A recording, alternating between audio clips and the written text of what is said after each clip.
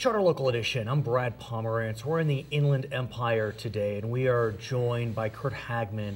He is a member of the Board of Supervisors in San Bernardino County, and we are all still reeling from the tragic events that occurred at the Inland Regional Center. Sir, we've known each other for a long time, and I never dreamed that we would be speaking about a mass shooting in San Bernardino. I mean, most people don't think of San Bernardino being a high terrorist target list. And I want to talk to you about how you and your staff are managing the crisis. Tell us about the day of the mass shooting. What happened that day? The first week of every month, we have a sandbag meeting, which is transportation. Each city's represented, the Board of Supervisors represented, which is about a half-mile away from where the incident occurred. Anytime we have public meetings, we have our deputies there. Sure. And so we got initial text, active shooter. Excused myself from the meeting and started listening to the walkie-talkie, so to speak, to find out what's going on. And that's how our day started. And what's frightening on many levels is that you were very close to the Inland Regional Center. It was just down the street. Oh, all the government center is our campus is downtown LA, or downtown San Bernardino. And what I didn't realize is that the folks that were in the room during the holiday party were actually employees of the county and worked in the same building as you, a member of the Board of Supervisors. I had thought that that was their office. I didn't realize they were using the center for a party. Yeah, the center has a large conference room that's used by a lot of the government agencies downtown because you don't have a lot of large conference rooms. So they book their holiday party there just like you would at a restaurant for a company party.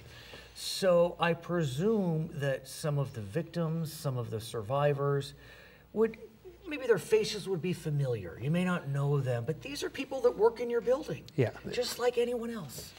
San Bernardino County is a large county of multiple buildings, but this was our main building. This is our city hall, so to speak, for the county where the Board of Supervisors, the executive staff, and this department was located on the second floor of our 5-story building. And you work on the fifth floor. Fifth floor. So literally 3 floors below your office, the perpetrator had his desk. Correct. I know. You could have been on an elevator with him one day. What does that do to you to think that, forgive me, evil was 3 floors down? It's surreal. All this has been very surreal, that you see things on the news all the time. You don't think of, downtown San Bernardino being one of the top 10 list. I think maybe Disneyland, Los Angeles, New York. So they have this really come home. Now, I mean, to be honest, our sheriff's department and most police departments, they rehearse for these type of tragedies all the time. And I must say, I'm not an expert in reaction and first response, but from what I've been told, the San Bernardino City Police Department and the Sheriff's Department for the county acted with brilliance. They did, and very heroic from down the line. From the EMS, we had our county probation, we had our Sheriff's Department, we had our county fire. It is our central core where most of our headquarters are located for these things, but they all responded very quickly, very heroically, and frankly, I believe the investigations will show that because everyone reacted so quickly and together, that they prevented future tragedies from happening, because I don't think this is the only attack these guys are thinking of. What also was touching about the incident are the reports, and including the cell phone video, of the responders reacting in a way that was not only strategically wise to defuse the situation and bring people to safety, but emotionally wise. The empathy that they were showing to the folks that were literally in the middle of this war zone. No, absolutely. And be fair, on that day when all this is going on, they don't know who's who. Of course. They don't know if it's part of a bigger group. They don't know who the hostages are. They don't know they're even county employees. This is not a county building. So everyone's doing their job in a very professional, heroic manner, not knowing who the players are. And let's talk about who's who, because that's what these incidents bring out. The word terrorism has terror in it, and the terrorists are trying to terrorize us. And we live in an open society, and there are folks of all faiths in our society. That's what makes our society great. But because of what happened in Paris, because of what happened in San Bernardino, we cannot deny that Americans are afraid, and they're afraid of folks that may present as members of the Islamic faith. We know that the vast majority of Muslims living in America have no interest in perpetuating terrorism. How do you, as an elected official, handle that fear, yet the compassion? And we're trying to address that at our level. Right. Okay, I hope that the federal government does more things to screen people before they let them in. That goes without saying, regardless of where they come from or what faith they are, But you let's better job remember, of doing it. I mean, many of the terrorists in Paris were born in France and Belgium. The individual, the male, that was part of the San Bernardino massacre was born in America. His wife came in on a fiancé visa, so that's something to consider. But And all reports shows that when they had the foreign exchange is when things happen. So even if our own people go across overseas to areas that we have to question, I think they need to be questioned a little better before they come in. But on our level, what we're trying to do is we have 23,000 plus employees in San Bernardino County. We're larger than many states in the union as far as geographic and residents. And we want to make sure they're safe to come to work. So we're going to take a look at all our physical site security. We're going to look at things, training, and we're going to do what we can. But yeah, it's a fear that I hear from my employees and from my residents. What do we do about our Muslim neighbors, metaphorically speaking and literally?